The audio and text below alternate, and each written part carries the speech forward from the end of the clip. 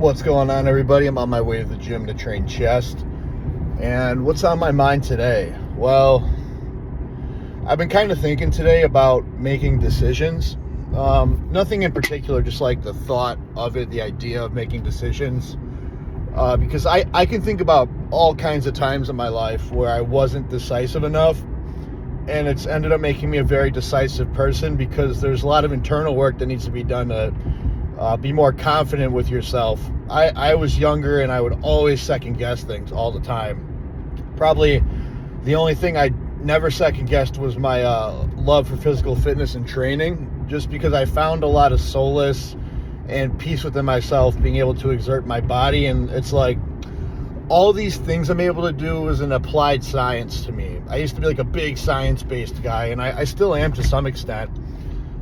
But I could eat certain things, I could do certain exercises, and I could do them with very on-point consistency, and I would notice physical change. Not immediately, but it would happen steadily enough that it was amazing to me. I could literally change my form based on actions I took, and I loved that instantly. Everything I put in, I got back from it. Sometimes you put in too much, though. You don't get as much as you'd like in return, and it really teaches you about balancing things out. Lifting weights and fitness actually teaches you a lot about life if you let it and you think about it more in depth. But there'd be all sorts of things I wouldn't be decisive about. Like I remember when I was in college, I was working as like a part-time desk assistant at the front desk of my dorm hall, and it was like really cheap money, but it was enough to get by on a broke budget. And I would do that, go to school, and I got really interested in investing, and particularly the stock market. And I did all the research I could. I'm very obsessive in learning about things I'm interested in, so I absorbed as much material as I could.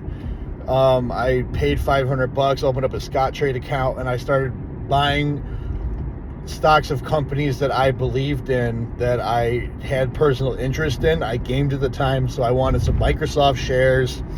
I had a couple shares of Amazon before it was really, really expensive. I had some shares of Disney, like companies that seemed at least affordable per share, even though it was still quite pricey to get one. I would take like probably 70% of my income and like reinvest it in that, and I would hold on to it. And I noticed after 3 months, like it was increasing in value, which is like a lot quicker than you'd expect most things to, but it's enough to see return. Well, most of my life, I've also been surrounded by not so great people.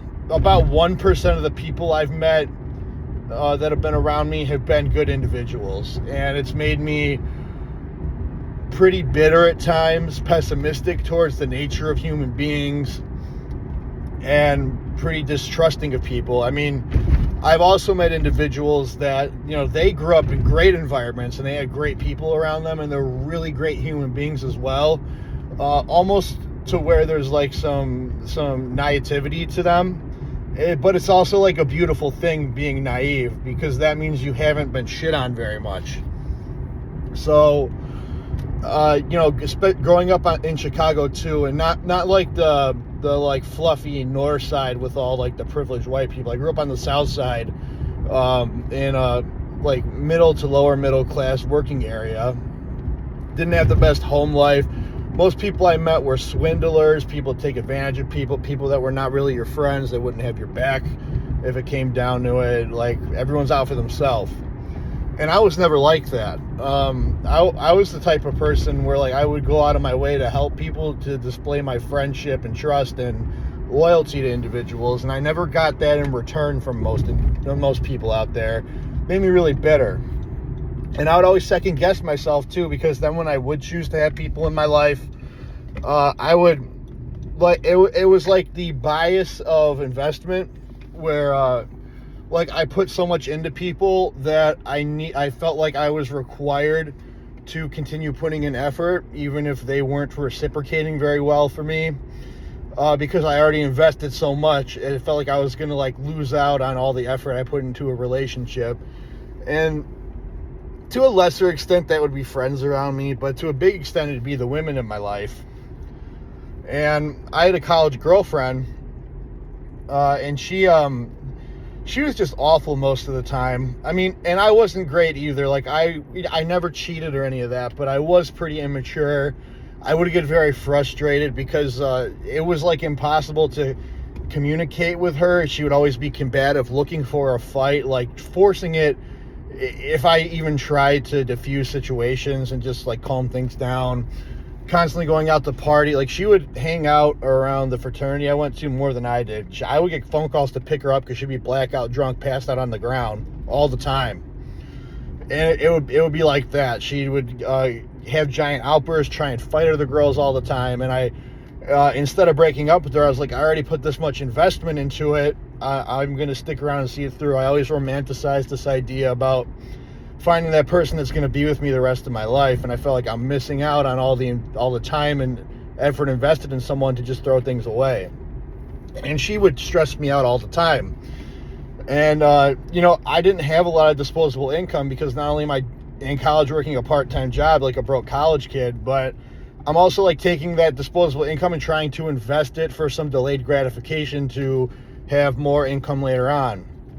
And she was stressing me out quite a bit, like telling me I'm a terrible person for not wanting to give her extravagant things and go out of my way to just dump my pockets on like birthday presents. And I felt bad. Like, I knew what I was doing was something I liked and it would pay off later, but I felt bad enough and let her persuade me enough that I liquidated those stocks. Got it in cash, and bought her a bunch of birthday gifts that year. We ended up breaking up like a few months later. And now, when those situations would happen to me, I'm like, look at all the time I've wasted. I took time. I was missing workouts for this person. They were being combative about everything I enjoy in my life. They were tearing me down all the time. I literally wasted my financial well-being on them, and this is what I got in return. Make me very bitter. And it's because I didn't make a decision. I thought I made a decision buying these stocks, but a decision is not just the action of doing something. A decision is something you follow through with. There's the concept of deciding to make a decision, which sounds a little bit weird, but it's where you're kind of playing with thoughts in your head. You're deciding to make a decision. Things are up in the air. You're thinking about what you're going to do, but a decision is like an axe dropped. It's when the decision is made. Boom, I just jumped off a diving board. I can't get back on my feet now. Now I can only hit the water. And that's what a decision is. It's something you stick with, and whatever happens next, you have to swim through it. You can't back up and undo things because you didn't make a decision then. And I didn't make a firm decision on those things because I went back and screwed everything up for myself. And when you do that a lot of the time, it almost makes it worse than having done nothing. And I've done that a few times. That's just one example. But I would do that and get even more bitter and frustrated all the time. And everyone around me didn't understand me. They didn't like the things I did. Everything that wasn't important to them that was important to me seemed stupid and pointless. And it's funny because none of those people's opinions deep down mattered at all. But I made them matter for no reason because I had this craving to be accepted and liked by people while at the same time wanting to go do my own thing. And I can't stress it enough for people.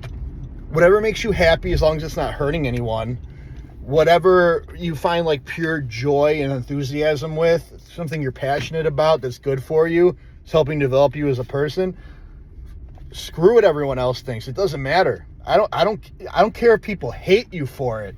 You're doing something for the betterment of yourself, and you're developing as a person, and people that want you to stay the same or tear you down to their level, they're worthless, and you don't want them around you. People get angry, genuinely angry and frustrated because of their own inadequacies, wanting you to stoop down to their level so they can feel better about themselves. And for like all the young guys out there, if you're able to be very firm in your pursuit you're able to have a lot of conviction with your actions, just stick with what you're doing and screw everyone else. You will find people that are supportive out there, and if the people around you are not being supportive, they need to get trimmed out. You got to trim them out of there because they weren't good for you anyway. They don't want you to succeed. They want you to do good, but as long as you're not doing better than them.